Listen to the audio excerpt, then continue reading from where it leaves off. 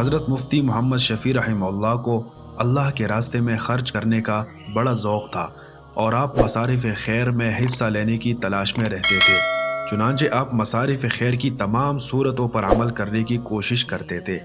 آپ کا یہ معمول تھا کہ زکوٰۃ ادا کرنے کے علاوہ آپ کے پاس جب بھی کوئی رقم آتی تو اس کا ایک معین حصہ فوراً مصارف خیر میں خرچ کرنے کے لیے علیحدہ فرما لیتے تھے، اور طے یہ کیا ہوا تھا کہ آمدنی اگر محنت سے حاصل ہوئی ہے تو اس کا 20واں حصہ یعنی 5%، اور اگر کسی محنت کے بغیر حاصل ہوئی ہے مثلاً انعام، ہدیہ، تحفہ وغیرہ، تو اس کا 10واں حصہ فوراً علیحدہ نکال لیا جائے۔ آپ کے پاس ہمیشہ ہر قسم کے اخراجات کی الگ الگ مدیں مقرر تھیں۔ ایک صندوقچی میں مختلف تھیلے یا لفافے رکھے رہتے تھے جن پر اس مد کا نام درج ہوتا تھا، مثلاً خانگی اخراجات، آمد و رفت کے اخراجات وغیرہ۔ اسی صندوقچی میں ایک تھیلا آپ کے پاس ہمیشہ رہتا تھا جس پر صدقات و مبررات لکھا رہتا تھا۔ تنگ دستی کا زمانہ ہو یا فراخی کا، آمدنی کا مذکورہ حصہ آپ فوراً اس تھیلے میں رکھ دیتے تھے، اور جب تک یہ حصہ صدقات و مبررات کے تھیلی میں نہ چلا جاتا اس وقت تک اس آمدنی کو استعمال نہیں فرماتے تھے۔ اگر 10 روپے بھی کہیں سے آئے ہیں تو فوراً اس کے چھوٹے نوٹ بدلوا کر 1 روپیہ اس تھیلے میں رکھنے کا اہتمام فرماتے تھے۔ فرمایا کرتے تھے کہ اس طریقہ کار کی برکت یہ ہوتی ہے کہ جب کوئی خیرات کا مصرف سامنے آتا ہے تو اس وقت سوچنا نہیں پڑتا کہ اس میں رقم کہاں سے دی جائے، بلکہ یہ صدقات و مبررات کا تھیلا ہر وقت یاد دہانی کراتا رہتا ہے کہ اس کا کوئی مصرف تلاش کیا جائے۔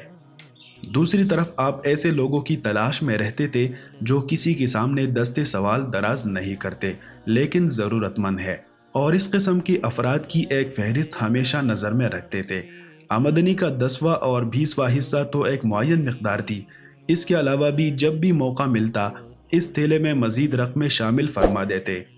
اس کے ذریعے کتنے انسانوں کی حاجت روائی ہوئی اور کتنے مصارف خیر جاری ہوئے یہ اللہ تعالیٰ ہی کو معلوم ہے۔ نہ جانے کتنوں کا ماہانہ وظیفہ مقرر تھا، کتنے افراد کو کوئی چھوٹا موٹا کاروبار کرا کر معاشی ترقی کے راستے پر لگا دیا، کتنے افراد کی رہائش کا انتظام فرما دیا، اور کتنے افراد کی کسی دوسری طرح کی ضروریات پوری کرنے میں مدد دی۔ روپیہ خرچ کر دینا تو پھر بھی نسبتاً آسان ہوتا ہے، لیکن ایسے مصروف انسان کے لیے یہ بات بے حد مشکل ہوتی ہے کہ خود جا کر لوگوں کی براہ راست خبرگیری کرے اور اپنی نگرانی میں ان سے کام کرائے۔ حضرت مفتی شفیع رحمہ اللہ کا معمول یہی تھا کہ وہ اپنے متعلقین اور رشتہ داروں میں خود جا کر ان کی ضرورتیں معلوم فرماتے اور ان کی ضروریات پوری کرنے میں روپے کے علاوہ وقت اور محنت بھی صرف فرماتے تھے۔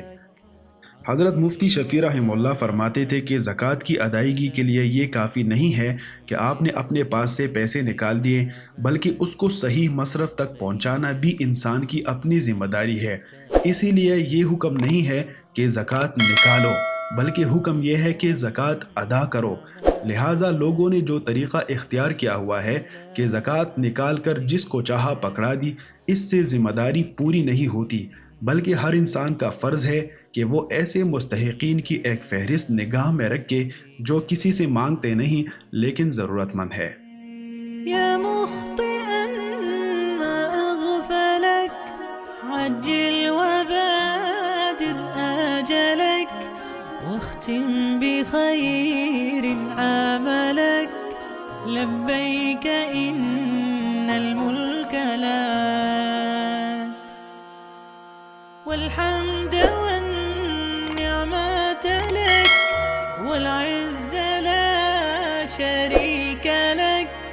لبيك إن الحمد لك والملك لا شريك لك